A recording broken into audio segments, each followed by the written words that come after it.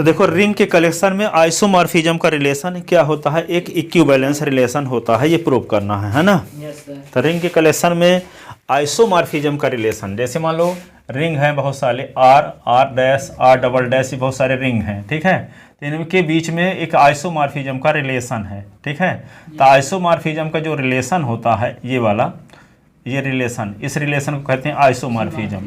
तो ये रिलेशन जो होगा वे इक्विवेलेंस रिलेशन होता है। तो कोई रिलेशन इक्विवेलेंस तभी होता है जब हर रिफ्लेक्सिव हो, सिमेट्रिक हो और ट्रांजिटिव हो, ठीक है। तो रिफ्लेक्सिव क्या होता है कि जो रिलेशन आप डिफाइन कर रहे हो कि जैसे मान लो आर से आर के बीच में भी कोई रिलेशन लग रहा है खुद के बीच, ठीक है। जो रिलेशन खुद के बीच डिफाइंड होता है उस रिलेशन को रिफ्लेक्सिव कहा जाता है, ठीक है। जैसे मान लो कोई लाइन खुद के पैरेलल होती है तो पैरेलल होने का रिलेशन क्या हो गया, रिफ्लेक्सिव हो गया, ठीक है ना। कोई लाइन, कोई ट्रायंगल खुद के कॉन्ग्रुएंट होता है, खुद के कॉन्ग्रुएंट होता है, तो कॉन्ग्रुएंट होने का रिलेशन रिफ्लेक्सिव हो गया, ठीक है ना। तो ये रिफ्लेक्सिव होने का जो रिलेशन कहने पैरेलल होने का जो रिलेशन होता है, पैरेलल होने का रिलेशन क्या होगा, एक रिफ्लेक्सिव रिलेशन हो गया, ठीक है, ठीक है। कॉन्ग्रुएंट होने का रिलेशन रिफ्लेक्सिव रिलेशन हो गया, रिफ्लेक्सिव रिलेशन हो गया, ठीक है। तो रिफ्लेक्सिव तो कहने का मतलब कि आर और आर के बीच में भी यदि आइसोमॉर्फिज्म का रिलेशन लग रहा है तो आइसोमॉर्फिज्म का जो रिलेशन है वह रिफ्लेक्सिव रिलेशन कहलाएगा। तो ये आर और आर के बीच में कोई रिलेशन रिफ्लेक्सिव है कि नहीं है, तो ये दिखाना पड़ेगा कि आर से आर में कोई मैपिंग ऐसी है जो आइसोमॉर्फिज्म टाइप की है। तो आई से आई आइडेंटिटी मैपिंग जिसको कहते हैं कि एक्स में आई लगाओ तो ऐसे आएगा, तो आइडेंटिटी मैपिंग कहलाता है। तो एक में आई लगाओगे तो एक ही आएगा, दो में आई लगाओगे तो दो ही आएगा, तो ये आइडेंटिटी मैपिंग कहलाती है। तो ये आइडेंटिटी मैपिंग क्या होती है, 1-1 भी होती है और ऑन-टू भी होती है। तो 1-1 ऑन-टू तो आप 12th क्लासेस से जानते थे कि 1-1 ऑन-टू होती है आइडेंटिटी मैपिंग। यदि आइडेंटिटी मैपिंग को यदि दिखा दो कि होमोमॉर्फिज्म भी है तो आइडेंटिटी मैपिंग तीनों प्रकार की कंडीशन को फॉलो करने लगेगी, 1-1 भी हो जाएगी, ऑन-टू भी हो जाएगी और होमोमॉर्फिज्म भी हो जाएगी। तो जो मैपिंग तीनों प्रकार की होती है उसका नाम आइसोमॉर्फिज्म पड़ जाता है। इसीलिए हम आई एक्स वाई बराबर क्या दिखाए हैं, आई एक्स वाई बराबर आई एक्स आई वाई दिखाए हैं ताकि ये कह सकें कि आई होमोमॉर्फिज्म भी है। और वाई के बारे में 12वीं क्लास तक में जानते थे कि 1-1 ऑन-टू होता है। तो जब आई 1-1 होता ही है, ऑन-टू होता ही है, आई को दिखा दिए कि होमोमॉर्फिज्म भी है, तो आई क्या है, आर से आर के बीच में एक आइसोमॉर्फिज्म रिलेशन है। तो आई आर से आर के बीच में आइसोमॉर्फिज्म रिलेशन डिफाइंड है, ठीक है। तो आइसोमॉर्फिज्म का रिलेशन क्या हो गया, रिफ्लेक्सिव, ठीक है। कुछ दूसरे रिंग के लिए सहारा नहीं लेना पड़ा, आर से आर ए के बीच में आइडेंटिटी मैपिंग जो है 1-1 भी है, ऑन-टू भी है और होमोमॉर्फिज्म भी है। इस वजह से आइडेंटिटी मैपिंग क्या हो गया, आइडेंटिटी मैपिंग आइसोमॉर्फिज्म हो गया, ठीक है। तो आइडेंटिटी मैपिंग जब आइसोमॉर्फिज्म है तो यह इस प्रकार कह सकते हैं कि आई आर और आर के बीच में जो रिलेशन आइसोमॉर्फिज्म का है वह रिफ्लेक्सिव है, रिफ्लेक्सिव है। क्योंकि पैरेलल होने का रिलेशन क्या होता है, रिफ्लेक्सिव होता है, क्योंकि कोई लाइन खुद के पैरेलल होती है, एल एल के पैरेलल होगी, एम एम के पैरेलल होगी, एन एन के पैरेलल होगी, पी पी के पैरेलल होगी, तो कोई लाइन खुद के पैरेलल होती है। इसलिए जो खुद के बीच में जो रिलेशन डिफाइंड होता है उस रिलेशन को कहते हैं रिफ्लेक्सिव, ठीक है। तो आर से आर के बीच में एक रिलेशन आइसोमॉर्फिज्म है जिसका नाम आइडेंटिटी मैपिंग है, वह आइसोमॉर्फिज्म टाइप की है। इसलिए आर और आर के बीच में आइसोमॉर्फिज्म रिलेशन होने की वजह से इस रिलेशन को कह देंगे कि यह रिफ्लेक्सिव रिलेशन ही है, ठीक है। और जो रिफ्लेक्सिव होता है सिमेट्रिक, तो सिमेट्रिक में देखने के लिए क्या करेंगे कि आर से आर डैश के बीच में, आर से आर डैश के बीच में एक रिलेशन आइसोमॉर्फिज्म है, ये मानकर हम चलते हैं। तो यदि हम ये दिखा दिए कि आर डैश से आर के बीच में भी यही रिलेशन कायम है, तब इस रिलेशन का नाम पड़ जाएगा क्या, सिमेट्रिक, सिमेट्रिक है।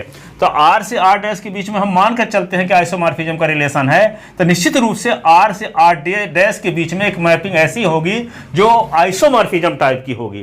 तो जब आइसोमॉर्फिज्म टाइप की होगी तो इसका मतलब क्या होगी, वे 1-1 भी होगी और ऑन-टू भी होगी और होमोमॉर्फिज्म भी होगी। तो जब 1-1 ऑन-टू होमोमॉर्फिज्म होगी तो इसका मतलब दो कंडीशन तो हर हाल में फॉलो करेगी, 1-1 ऑन-टू। जब तीनों कंडीशन फॉलो करती थे तो करबे करब करेगी, ठीक है। जो आदमी ग्रेजुएशन किया है तो ब्राह्मणी अवश्य पढ़ा होगा, ठीक है। तो जब मैपिंग आइसोमॉर्फिज्म है तो वह 1-1 ऑन-टू अवश्य होगी। और दुनिया की कोई भी मैपिंग यदि 1-1 ऑन-टू है तो वह इन्वर्टिबल भी होती है। क्या होती है, इन्वर्टिबल होती है, प्रतिलोमी होती है, ठीक है। इसका मतलब प्रतिलोमी का मतलब क्या होता है कि आर से आर डैश के बीच में यदि कोई मैपिंग 1-1 ऑन-टू है तो आर डैश से आर के बीच में भी वह 1-1 ऑन-टू होगी, 1-1 ऑन-टू होगी। उसको हम एफ इनवर्स कहते हैं। यदि एफ इनवर्स आर डैश से आर के बीच में 1-1 ऑन-टू है तो यदि एफ इनवर्स को दिखा दें, एफ इनवर्स को दिखा दें, एफ इनवर्स को दिखा दें कि क्या है, वह होमोमॉर्फिज्म भी है, होमोमॉर्फिज्म भी है, तो एफ इनवर्स का नाम पड़ जाएगा आइसोमॉर्फिज्म। इस प्रकार हम कह देंगे कि आर डैश से आर के बीच में, आर डैश से आर के बीच में भी एक मैपिंग एफ इनवर्स है जो 1 1 भी है, ऑन टू भी है और होमोमॉर्फिज्म भी है, इसलिए एफ इनवर्स आइसोमॉर्फिज्म हो गई। तो जब आर डैश से आर के बीच में कोई मैपिंग ऐसी आपको मिल गई जो आइसोमॉर्फिज्म टाइप की है, तब हम कहेंगे कि जो आइसोमॉर्फिज्म का रिलेशन है वह सिमेट्रिक भी है। हाँ, क्योंकि हम आर से आर डैश में आइसोमॉर्फिज्म मान कर चलेंगे तो दिखाएंगे ये कि आर डैश और आर के बीच में भी वही रिलेशन कायम है। तो रिलेशन कायम तभी रहेगा जब आर डैश से आर के बीच में कोई मैपिंग ऐसी हो जो आइसोमॉर्फिज्म टाइप की हो। तो हम जब आर से आर डैश के बीच में मैपिंग एफ को मान कर चले हैं कि आइसोमॉर्फिज्म है, तो निश्चित रूप से वे 1 1 ऑन टू और होमोमॉर्फिज्म अवश्य रही होगी। और जो 1 1 ऑन टू और होमोमॉर्फिज्म अवश्य रही होगी तो वह 1 1 ऑन टू तो अवश्य होगी। और जब 1 1 ऑन टू अवश्य होगी तो जो कोई दुनिया की कोई भी मैपिंग जो 1 1 ऑन टू होती है वह इन्वर्टिबल भी होती है, प्रतिलोमी भी होती है। ठीक है, तो जब इन्वर्टिबल होती है तो इसका मतलब वहाँ पे आर डैश से आर के बीच में भी एक मैपिंग डिफाइंड हो सकती है जिसको हम एफ इनवर्स कहते हैं। तो वह भी क्या होगी, 1 1 ऑन टू होगी। और जब 1 1 ऑन टू होगी तो यदि एफ इनवर्स को ये दिखाने में कामयाब हो गए कि वह मैपिंग होमोमॉर्फिज्म टाइप की भी है, तो वह एफ इनवर्स मैपिंग आइसोमॉर्फिज्म हो गई। और जब एफ इनवर्स आइसोमॉर्फिज्म हो गई तब हम कहेंगे कि आर डैश से आर के बीच में F inverse mapping isomorphism type की है, इसलिए आर डैश से आर के बीच वही रिलेशन कायम है जो आर से आर डैश के बीच है। ठीक है, जो रिलेशन आर से आर डैश के बीच में है वही रिलेशन आर डैश से आर के बीच में भी कायम है।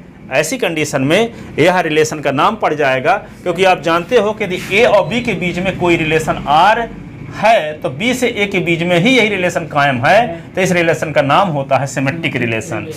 ठीक है, तो हम आर से आर डैश के बीच में आइसोमॉर्फिज्म का रिलेशन था, तो आर डैश से आर के बीच में यही रिलेशन यदि कायम रहता है तब इस रिलेशन का नाम पड़ जाता है सिमेट्रिक रिलेशन। ठीक है, तो यहाँ एफ इनवर्स क्या होती है, आइसोमॉर्फिज्म टाइप की होती है। इस वजह से यह मैपिंग आइसोमॉर्फिज्म के रिंग के कलेक्शन में आइसोमॉर्फिज्म का रिलेशन सिमेट्रिक रिलेशन भी है। अब क्या आता है, ट्रांजिटिव रिलेशन दिखाना पड़ेगा। इक्विवेलेंस रिलेशन दिखाने के लिए 3 कंडीशन दिखाना पड़ता है, रिफ्लेक्सिव, सिमेट्रिक और ट्रांजिटिव। तो ट्रांजिटिव दिखाने के लिए क्या करेंगे कि 3 रिंग लेंगे, एक आर लेंगे, एक आर डैश लेंगे और एक आर डबल डैश लेंगे। आर लेंगे, आर डैश और आर डबल डैश। तो आर के अवयव कैसे रहेंगे, आर के अवयव रहेंगे ए बी सी टाइप के, इसके एलिमेंट होंगे एफ ए, एफ बी और एफ सी टाइप के। ठीक है, और इसके बीच मैपिंग है एफ, इसके मैपिंग है जी। ठीक है, तो इसके जो एलिमेंट होंगे G F A, G F B, G F C type के एलिमेंट होंगे। तो यदि कहीं पे एफ ए है तो समझ जाओ आर डैश का मेंबर है, जी एफ ए है तो आर डबल डैश का मेंबर है, और ए बी सी है तो आर के मेंबर। ठीक है, तो जब हम ये मानकर चलते हैं कि आर से आर डैश के बीच में आइसोमॉर्फिज्म का रिलेशन है और आर डैश से आर डबल डैश के बीच में आइसोमॉर्फिज्म का रिलेशन है, तो यदि हम ये दिखा दें कि आर से आर डबल डैश के बीच भी आइसोमॉर्फिज्म का रिलेशन कायम है, तो इस रिलेशन का नाम पड़ जाता है ट्रांजिटिव रिलेशन। Transitive relation. ठीक है, तो ये आपको दिया हो ये दोनों कंडीशन, इसकी मदद से ये दिखाना आपका परफज है।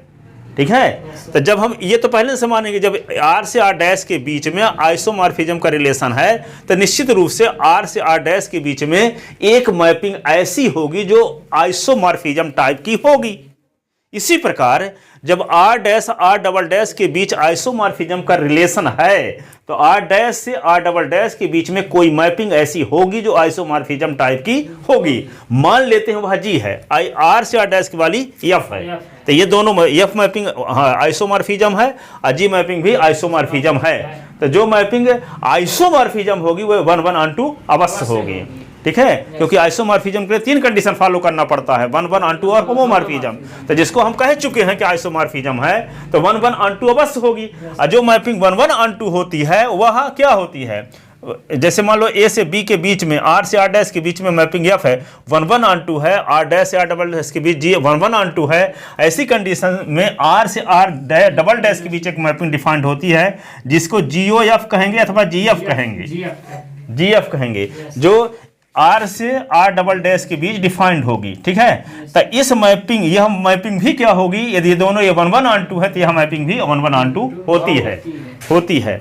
यदि हम GF मैपिंग को दिखा दें कि वे होमोमॉर्फिज्म टाइप की है, तो इसका मतलब आर के दो एलिमेंट ए बी के पहले लगा दे GF है, तो क्या अब दिखा जाए, GF A आ जाए और GF B आ जाए, तब कहेंगे कि GF होमोमॉर्फिज्म भी है। तो यही हम दिखाए हैं वहाँ कि AB में GF लगाए हैं तो GF A या GF B आ गया है। इससे ये बात साबित हो गई कि R से R डैश के बीच जो मैपिंग GOF था, जिसको GF भी कहते हैं, वह 1,1,2 तो था ही, लेकिन ये भी दिखाने में कामयाब हो गए कि यह GF मैपिंग R से R डबल डैश के बीच होमोमॉर्फिज्म भी है। इस वजह से इस मैपिंग GF जो मैपिंग है वो R से R डैश में आइसोमॉर्फिज्म हो गई। और जब ये मैपिंग आइसोमॉर्फिज्म हो गई तब यह रिलेशन, ये जानते भी हैं कि यदि L और M के बीच में R रिलेशन है और M और N के बीच में R रिलेशन है, ठीक है, तो L और N के बीच में वही रिलेशन R कायम है, तो ऐसी कंडीशन में रिलेशन R का नाम हो जाता है ट्रांजिटिव। तो वही तो हम दिखाए कि R से R डैश के बीच में आइसोमॉर्फिज्म का रिलेशन है, R डैश से R डबल डैश के बीच में आइसोमॉर्फिज्म का रिलेशन है। तो इसकी मदद से हम ये दिखाने में कामयाब हो गए कि R से R डबल डैश के बीच में भी GF मैपिंग आइसोमॉर्फिज्म टाइप की होने की वजह से आइसोमॉर्फिज्म का रिलेशन यहाँ भी है, आइसोमॉर्फिज्म का रिलेशन यहाँ भी है। इसलिए आइसोमॉर्फिज्म का रिलेशन ट्रांजिटिव रिलेशन की तीनों कंडीशन को फॉलो कर रहा है। ठीक है, इस प्रकार तो यहाँ पे इक्विवेलेंस रिलेशन के तीनों कंडीशन को फॉलो करता है, रिफ्लेक्सिव, सिमेट्रिक और ट्रांजिटिव। तो जो रिलेशन तीनों प्रकार का होता है, रिफ्लेक्सिव भी होता है, सिमेट्रिक भी होता है, ट्रांजिटिव भी होता है, ऐसे रिलेशन को हम क्या कहते हैं, इक्विवेलेंस रिलेशन कहते हैं। इस प्रकार हम कह सकते हैं कि रिंग के कलेक्शन में आइसोमॉर्फिज्म का रिलेशन एक इक्विवेलेंस रिलेशन होता है। ठीक है, इक्विवेलेंस रिलेशन होता है। तो वही सब लिखा गया है, उसको तैयार कर लेना आप। आप समझ गए। ठीक है।